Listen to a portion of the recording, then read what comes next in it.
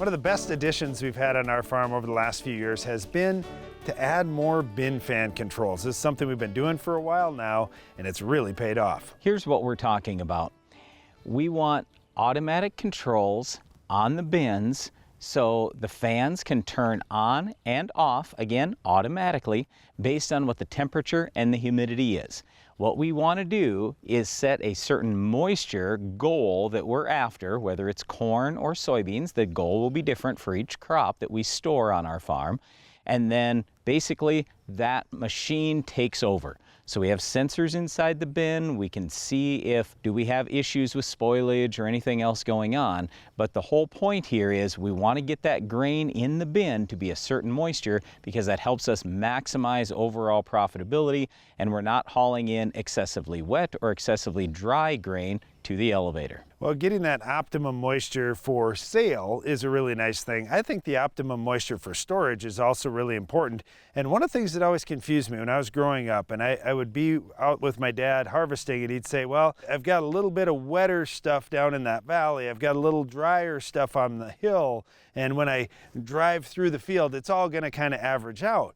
And I was thinking, wait a second, that's all going in our grain bin. And that's nice someday if we haul it to the elevator that it averages out at the right percentage, but we might have 10% moisture and 15% moisture soybeans in the bin, and I don't want either of those. I want everything to be the right percentage. So evening out that moisture percentage in the grain is another thing that you can really strive for. So 2% moisture. You'd say, hey, no big deal. Even like on our farm, our dad really wanted us, and I ran our grain dryers for 20 years.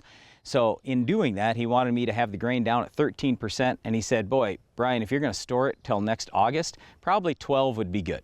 Okay, so we'd be hauling in 12 or 13% moisture in the summer. All right, doesn't sound unrealistic. You're like, okay, no big deal. It's just a couple points lower than what you could have hauled it in for. Well, even if it is just 2 points lower than the appropriate moisture that the grain elevator will take with no dock, you say, all right, well, on $1 million, how much is that? Well, 2%, right away you'd say, oh, that's $20,000. Yeah, but shrink is worth a little more. We usually figure shrink at 1.3%. So I figured 2.6% for 2 points of moisture. 2.6% is $26,000 for every $1 million worth of grain. Well, if we have $3 or $4 million worth of grain on our farm, that adds up. Back then, that way more than would have paid my whole salary for the year. Everything I would have expected and then some, just in that. So what do these grain bin fan, these automatic bin fan controls cost? Not much. We usually figure they pay off in 1 year on our farm, so that's pretty awesome. Yeah, fast payback is really good, but here's the other thing. Brian was the guy, as he mentioned, running these drying systems. Yeah, are you going to go out and turn on fans and then turn off fans as the humidity percentage changes and as the temperature changes? If you are, great. And you can do it really religiously, that's awesome, but most of the time this happens in the middle of the night or when you're out in the field doing something. Oh no, we should go back and turn the fans on, or we should turn the fans off to optimize things. Having automatic controls means Brian actually could get some sleep, and he's much easier to deal with when he gets enough sleep. All right, let's talk about the other factor here. We raise a lot of seed beans, and the number one thing when it comes to seed quality of any grain is harvesting at the right time. Well, the challenge was always, and even this last fall, I heard it quite often, guys would say, well, there was nothing I could do, the beans just got too dry on me. Yeah, there is something you can do. Start harvesting at 17%. And I hear guys say, well, I'm gonna slug the combine. I don't know. We harvest a lot of beans at 15 to 17% moisture. You just have to go slow.